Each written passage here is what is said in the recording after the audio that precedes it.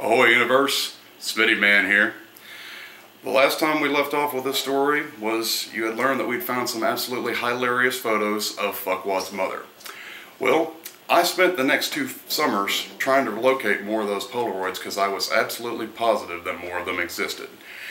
Every summer, his parents would take him and his siblings to another state so they could spend a month with their grandparents. During this time, I would go enter the house through his window that the window lock did not work on, and I'd go rummaging through his parents' bedroom, finding porno, pairs of his mom's underwear, something out of the fridge for my trouble, but I never could find those Polaroids. And I knew they were under the bed, but every time I tried to get under the bed, that thing was always there. Well, about 4 years go by, and he'd now moved across town, and his parents were going to do something. His mom and stepdad were going to take his siblings and leave town for the weekend. I said, oh yeah, party over here. We always got the means, but we ain't always got the place. So, do what we have to do, dude. Call your old man who you're supposed to be staying with for the weekend and ask to stay over at another buddy's house. We'll have a party over here. He gets on the phone, asks his dad, can I stay over at Matt Smith's house tonight? And I was like, no, he hates me. And he goes, oh, okay. He said I can't go anywhere tonight. And I was like, you did that on purpose. I know you did. Well, guess what? Screw you, fuckwad. We're having a party over here, whether you're here or not. And I was like, think, Matt, think. What could you possibly unlock that they might not check when they leave? I saw a tiny little window above the kitchen sink. I unlatched it, kept my fingers crossed. So me and a few other buddies went back there after dark, and we hoisted one of them's girlfriend up to the window. She opened the window and climbed along the cabinet, and opened the back door. We were in. Next thing you know, we were having a big party. We invited a bunch of people over. We had cars going up and down the street. It was fantastic. The living room was the entertainment and beer drinking area. The living room, I digress, the bedroom was the porno viewing area.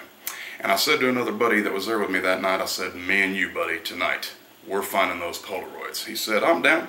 So he gets down by the bed, pulls up the bed skirt and goes, all I could see was eyes. I said, I'm sorry, I should have warned you. That is the guardian of the porn. So I got a broomstick out of the closet, went in there and I said, Guardian, you've been on watch for 4 years now. I respect that. But it's time for you to stand down, stand up, out. Little monster goes running down the hallway, and at last we were free to harvest ye bounty. And as I threw my hands in the air in victory with the broomstick, completely shattered one of the ceiling fan blades. It was now wobbling around on the ceiling, and I was like, do you think they'll notice? So we get underneath the bed and we find a big plastic bag full of the most sick, twisted, disgusting Polaroids of Fuckwad's mother you could ever even imagine. I had to take the 10 most beautiful of them for my own personal usage. We had a killer party. It was great. So, come Monday at school, people were walking up to me saying, is it really true you had a party at Fuckwad's house and didn't invite him?